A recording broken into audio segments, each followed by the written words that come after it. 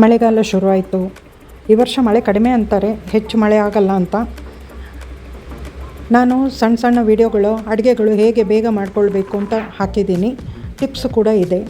Hi hello ಎಲ್ರಿಗೂ ನಮಸ್ಕಾರ. ಎಲ್ಲರೂ ಹೇಗಿದ್ದೀರಾ? ನಾನು ಚೆನ್ನಾಗಿದ್ದೀನಿ, ನೀವೆಲ್ಲರೂ ಚೆನ್ನಾಗಿದ್ದೀರಾ ಅಂತ ಭಾವಿಸ್ತೀನಿ. ಪ್ರತಿಯೊಬ್ಬರು ಚೆನ್ನಾಗಿರಬೇಕು. ಎಲ್ಲೂ ವಿಡಿಯೋ ಸ್ಕಿಪ್ ಮಾಡಬೇಡಿ, ಪೂರ್ತಿ ವಿಡಿಯೋ ನೋಡಿ ಅಂತ ಕೇಳ್ಕೊಳ್ತೀನಿ. ಸುಲಭವಾಗಿ ಹೇಗೆ ಒಂದು ಸಾರು ಮಾಡೋದು ಅಂತ ತೋರಿಸ್ತಾ ಇದ್ದೀನಿ.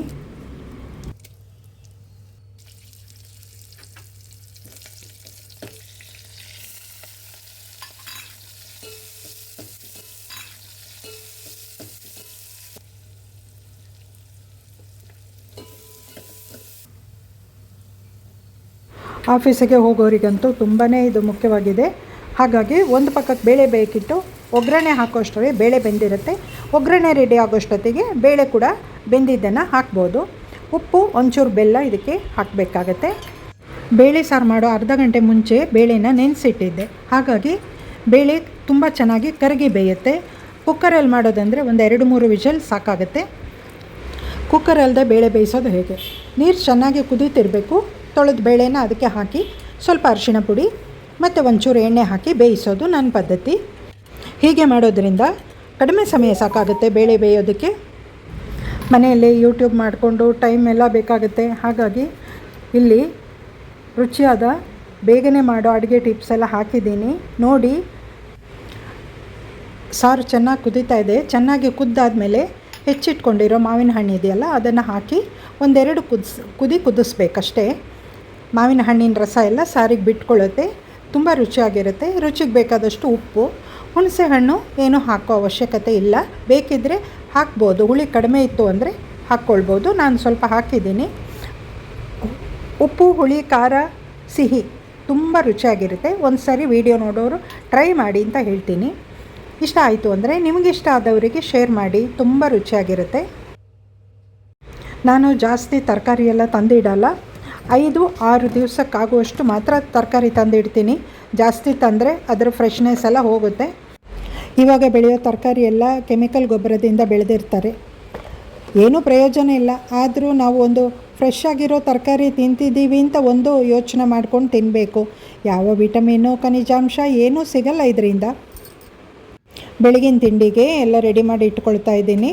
ಅಕ್ಕಿ ರೊಟ್ಟಿ ಮಾಡೋಣ ಅನ್ನಿಸ್ತು. ಹಾಗಾಗಿ ಎಲ್ಲ ಇಷ್ಟು ಪದಾರ್ಥಗಳು ಹಾಕ್ಕೊಂಡು ಅಕ್ಕಿ ರೊಟ್ಟಿ ಮಾಡ್ತಾಯಿದ್ದೀನಿ.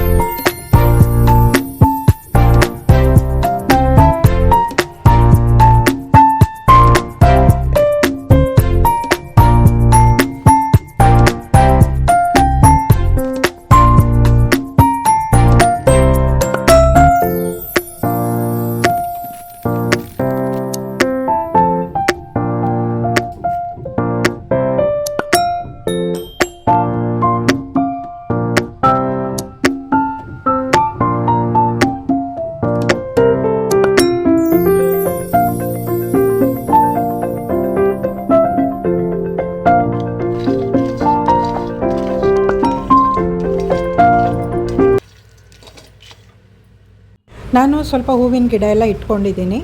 ಅದರಲ್ಲಿ ದಿನಕ್ಕೆ ಇಷ್ಟು ಹೂ ಸಿಗುತ್ತೆ, ಪೂಜೆಗೆ ಸಾಕಾಗುತ್ತೆ. ನಾವೇ ಬೆಳೆಸಿ ಹೂ ಕೊಯ್ದು ನಂತರ ದೇವರಿಗೆ ಏರಿಸೋದಂದರೆ ತುಂಬ ಚೆನ್ನಾಗಿರುತ್ತೆ. ಮನಸ್ಸಿಗೂ ಖುಷಿ. ನೋಡಿ, ಮುತ್ತು ಮಲ್ಲಿಗೆ ಇಷ್ಟೊಂದು ಹೂ ಬಿಡುತ್ತೆ. ಅದನ್ನ ಒಂದು ಮಾಲೆ ಕಟ್ಟಿ ದೇವರಿಗೆ ಏರಿಸೋಣ ಅಂತ ಎಲ್ಲ ಕೊಯ್ತಾ ಇದ್ದೀನಿ. ಮೊಗ್ಗನ್ನೇ ಕೊಯ್ಬೋದಿತ್ತು, ಮಳೆ ಬರ್ತಿದ್ದ ಕಾರಣ ನಾನು ಕೊಯ್ಲಿಕ್ಕೆ ಹೋಗಲಿಲ್ಲ. ಆನಂತರ ಕೊಯ್ದಿದ್ದೀನಿ. ಪೂರ್ತಿ ಎಲ್ಲ ಕೊಯ್ದು ಮಾಲೆ ಕಟ್ಟಬೇಕು. ಒಂದು ಅರ್ಧ ಮೊಳ ಆಗಿದೆ.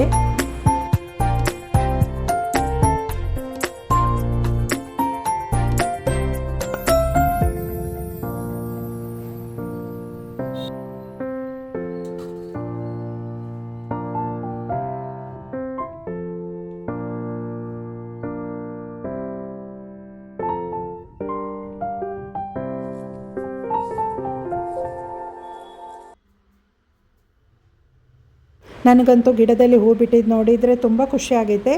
ಮತ್ತು ದೇವರಿಗೆ ಏರಿಸಿದ ಮೇಲೆ ನೋಡಿದರೆ ಅಂತೂ ಡಬಲ್ ಖುಷಿ ಆಗುತ್ತೆ, ಒಂಥರ ಮನಸ್ಸಿಗೆ ನೆಮ್ಮದಿ ಅನಿಸುತ್ತೆ. ಇವಾಗ ಒಂದು ಮೆಂತ್ಯದು ಆರೋಗ್ಯಕರ ಒಂದು ತಂಬುಳಿ ಮಾಡೋಣ ಅಂತ. ಇವಾಗ ಮಳೆಗಾಲ ಎಲ್ಲ ಶುರುವಾಗಿದೆ.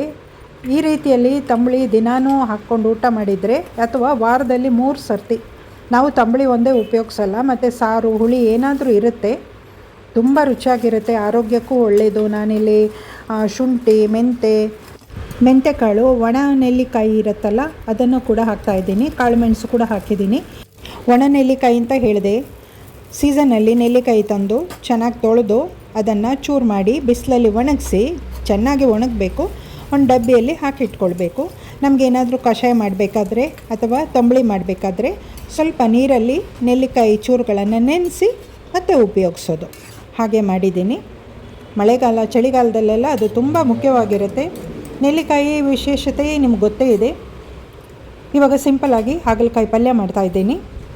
ಹಾಗಲಕಾಯಿನ ನೀರಲ್ಲಿ, ಉಪ್ಪು ನೀರಲ್ಲಿ ಅರಿಶಿಣ ಪುಡಿ ಎಲ್ಲ ಹಾಕಿ ನೆನೆಸ್ತಾರೆ, ಆ ರೀತಿ ನಾನು ಏನೂ ಮಾಡಲ್ಲ. ಯಾಕೆ ಅಂದರೆ ಕಹಿ ಅಂಶ ತೆಗೆದ್ರೆ ಮತ್ತೆ ಏನಿರುತ್ತೆ ಅದರಲ್ಲಿ ಅಲ್ವಾ, ಹಾಗಾಗಿ ಕಹಿ ಅಂಶ ನಮ್ಮ ದೇಹಕ್ಕೆ ಬೇಕು, ಡೈರೆಕ್ಟಾಗಿ ಉಪಯೋಗಿಸ್ಕೊಳ್ಳಿ ಅಂತ ಹೇಳ್ತೀನಿ.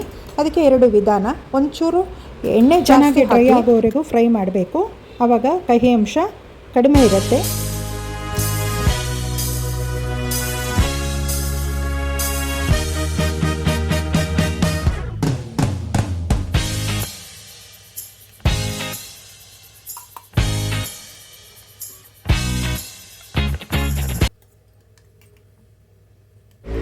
ಇದು ತರಿಯಾಗಿ ರುಬ್ಬಿಟ್ಟಿದ್ದೀನಲ್ವಾ, ಇದಿಷ್ಟು ಹಾಕಬೇಕು ಅಂತಿಲ್ಲ. ಸ್ವಲ್ಪ ಒಂದು ಡಬ್ಬಿಗೆ ಎತ್ತಿಟ್ಕೊಂಡ್ರೆ ಅದು ಡ್ರೈ ರೋಸ್ಟ್ ಇರುತ್ತೆ, ಏನೂ ಹಾಳಾಗಲ್ಲ. ಒಂದು ಡಬ್ಬಿಗೆ ಹಾಕಿ ಮುಚ್ಚಿಟ್ಕೊಂಡ್ರೆ ಆಮೇಲೆ ನಾವು ಯಾವಾಗ ಬೇಕು ಮಾಡ್ಕೊಳ್ಬೋದು. ಇವಾಗ ನಮಗೆ ಉಪಯೋಗಿಸೋಕ್ಕೆ ಎಷ್ಟು ಬೇಕೋ ಅಷ್ಟನ್ನು ಮಾತ್ರ ಇಟ್ಕೊಂಡು ಅದಕ್ಕೆ ತೆಂಗಿನಕಾಯಿ ಉಪ್ಪು ಹಾಕಿ ಚೆನ್ನಾಗಿ ರುಬ್ಕೊಳ್ಬೇಕು. ನೈಸ್ ಪೇಸ್ಟ್ ಹಾಕಬೇಕು.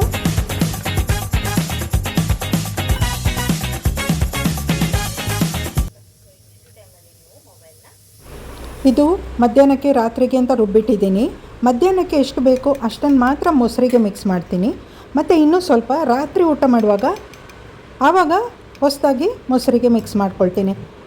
ಮಧ್ಯಾಹ್ನನೇ ಮಾಡಿಟ್ರೆ ಏನಾಗುತ್ತೆ, ಮೊಸರು ಹುಳಿ ಬರುತ್ತೆ, ಊಟ ಮಾಡಲಿಕ್ಕೆ ಚೆನ್ನಾಗಿರಲ್ಲ.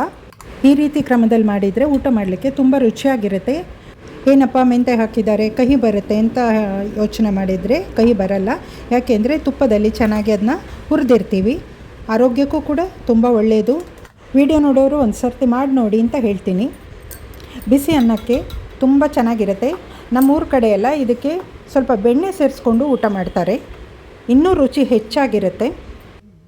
ವಿಡಿಯೋ ನೋಡೋರಿಗೆ ಈ ಚಿಕ್ಕ ರೀತಿಯಲ್ಲಿ ವಿಡಿಯೋ ಹಾಕಿದ್ದು ಇಷ್ಟವಾಯಿತು ಅಂತ ಭಾವಿಸ್ತೀನಿ. ಇಷ್ಟ ಆದವರು ಒಂದು ಲೈಕ್ ಕೊಟ್ಟು ಹೈಪ್ ಕೊಡೋದು ಮರಿಬೇಡಿ. ಹೊಸದಾಗಿ ವಿಡಿಯೋ ನೋಡೋರು ಸಬ್ಸ್ಕ್ರೈಬ್ ಮಾಡಿಕೊಂಡು ವಿಡಿಯೋ ನೋಡಿ, ಸಪೋರ್ಟ್ ಮಾಡಿ, ಶೇರ್ ಮಾಡಿ, ಬೆಲ್ ಐಕನ್ ಪ್ರೆಸ್ ಮಾಡೋದು ಮರಿಬೇಡಿ. ನೋಟಿಫಿಕೇಷನ್ ಬರುತ್ತೆ, ನೀವು ನಾನು ಹಾಕೋ ಸಿಂಪಲ್ ವಿಡಿಯೋಗಳನ್ನು ನೋಡ್ಬೋದು. ಇಷ್ಟರ ಮಧ್ಯೆ ನುಗ್ಗೆಕಾಯಿನೂ ಈ ರೀತಿ ಸಿಪ್ಪೆ ತೆಗೆದು ಕಟ್ ಮಾಡಿ ಇಟ್ಟಿದ್ದೀನಿ.